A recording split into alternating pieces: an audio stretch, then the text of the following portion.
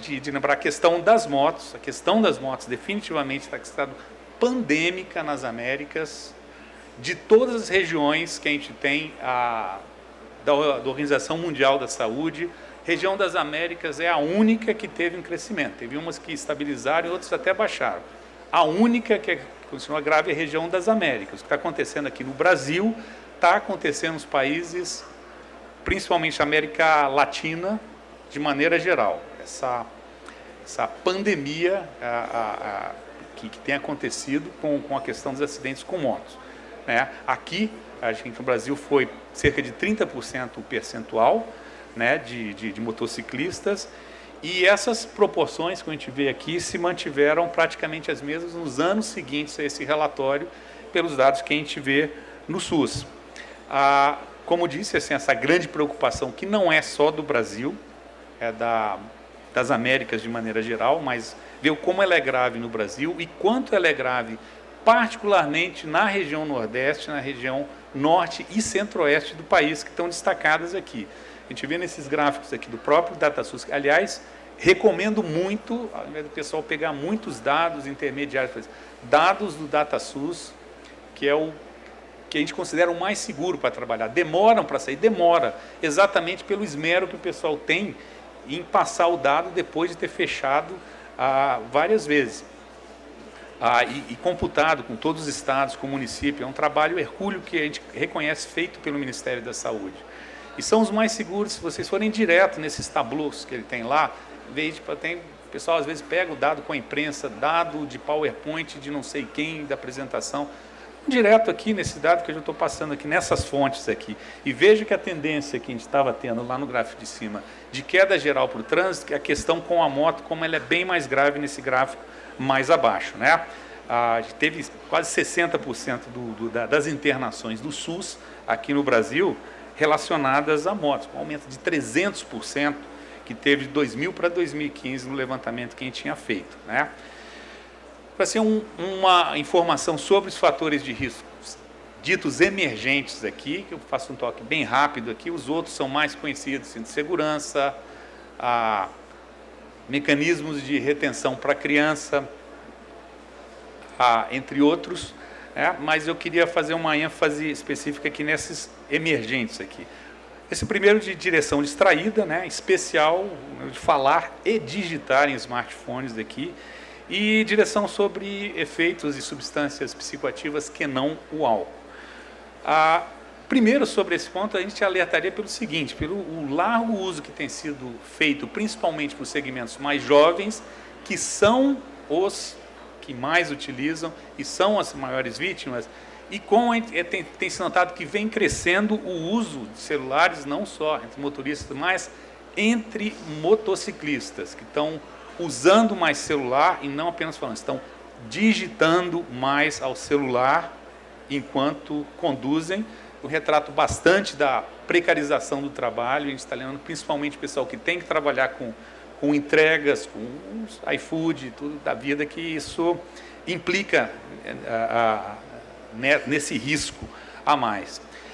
Que tipo de política quem tem para isso? A gente é muito claro em não dar falsas ilusões em relação a isso dá certo, isso não dá certo, se a gente não tem evidências. O que fundamenta muito o trabalho da gente é procurar evidência. Então, apesar da gente ter um volume considerável já de evidência sobre o risco da condução com celular, a gente ainda não tem evidências satisfatórias em relação às intervenções. Não estou falando que elas não dão certo, não. Que a gente não reuniu ainda um conjunto de evidências satisfatórias para falar essa legislação e essa política de educação funciona ou não funciona. Elas ainda são escassas aqui, pelo que a gente tem. Na questão da direção sobre efeito de drogas também, esse é outro problema que a gente trabalhando, que tem chamado bastante atenção aqui. Ele é bem mais complexo a questão das outras drogas do que todo o arcabouço que se tem de ciência em relação à questão do álcool, que se vem trabalhando há muito tempo, tem muita coisa consolidada. Não é o mesmo em relação à questão de drogas, principalmente como tem uma mistura das várias substâncias, você pode falar assim, olha, isso aqui está relacionado a isso e não aquilo. a dimensão do problema ainda não é suficientemente conhecida e não há ainda a evidência satisfatória sobre a eficácia da legislação sobre isso. Novamente, às vezes a gente é mal interpretado com isso. Não se está falando em nenhum momento que isso não é um problema, que não é um problema grave, mas a gente tem extrema cautela em ficar defendendo, pagando algum tipo de legislação que não seja pautada em evidência científica suficiente. Isso tem custo. E essa última informação sobre essa questão de legislação, passamos um período em que a questão da legislação está sendo bastante discutida por aqui. Então, acho que vale a gente lembrar que desde o começo a gente teve uma preocupação grande com o componente crítico que significa a legislação específica de segurança no trânsito, né? Por isso mesmo, a gente já tem uma publicação específica para isso, que eu queria recomendar para vocês, que dá para baixar, que é como a gente pode fortalecer a legislação de segurança no trânsito, tomar as decisões, ou pensar, ou debater a nossa legislação, que está no momento que isso está acontecendo, fundamentado novamente em evidência que a gente tem nas várias experiências que a gente tem em nível global. Tem aqui nessa publicação uma série de estratégias para a gente ver, para analisar assim, o que deu certo, o que não deu, o que ainda é necessário ser trabalhado aqui. Estudos de caso em países de alta, mas principalmente, eu acho que no caso nosso, saber o que deu certo e não deu certo, em países de média e baixa renda também. Uma coisa é o que funciona na Suíça, outra coisa que a gente tem que encarar aqui, e o que situações parecidas com a nossa, o que a gente pode aprender com isso aqui, né? Parâmetros de eficácia. A gente está lidando, a gente está lidando com vida, a gente está lidando com vida de gente. Ninguém tem que achar ou ter opinião apenas sobre o que está acontecendo. Tem que fundamentar isso em evidência para tomar decisões, para as questões de legislação, então dizendo respeito à vida da gente, das nossas famílias, do nosso país. Evidências, como eu falei, evidências, a gente tem que trabalhar com isso, tem que fundamentar isso, é o que dá a nossa base para... Incluindo também a questão da atenção pós-trauma, aí nessa parte da legislação. Para concluir, gente, você fala assim que não dá para a gente não pensar no fim dessa década e ouvindo os ecos do que a gente ouviu em 2004.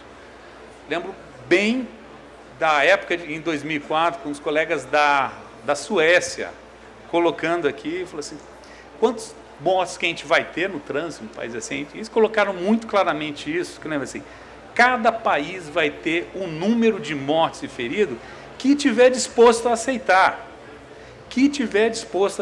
Isso é uma escolha, isso é uma eleição de caminhos que a gente quer tomar, né?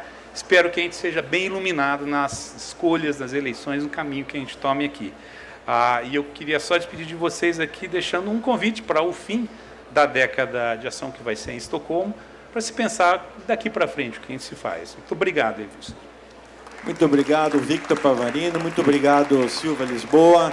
Nós tivemos algumas perguntas, mas eu prefiro que os que perguntaram conversem com os nossos palestrantes individualmente, inclusive uma escrita do próprio Nazareno, que é quase uma opinião.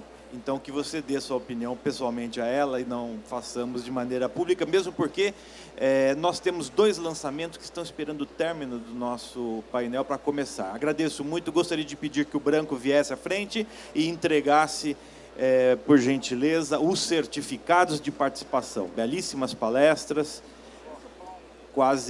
foram 2 aulas que tivemos sobre o tema. E enquanto o Branco entrega os certificados, uma foto de registro, queremos dizer que estamos encerrando apenas os trabalhos programáticos do 2º dia do Arena NTP, esse novo jeito de discutir a mobilidade urbana, mas os nossos expositores estão aí, continuam aí, por favor, visitem-os, e amanhã às 9 horas começamos novamente com múltiplas programações no Arena ANTP. Uma boa noite a todos.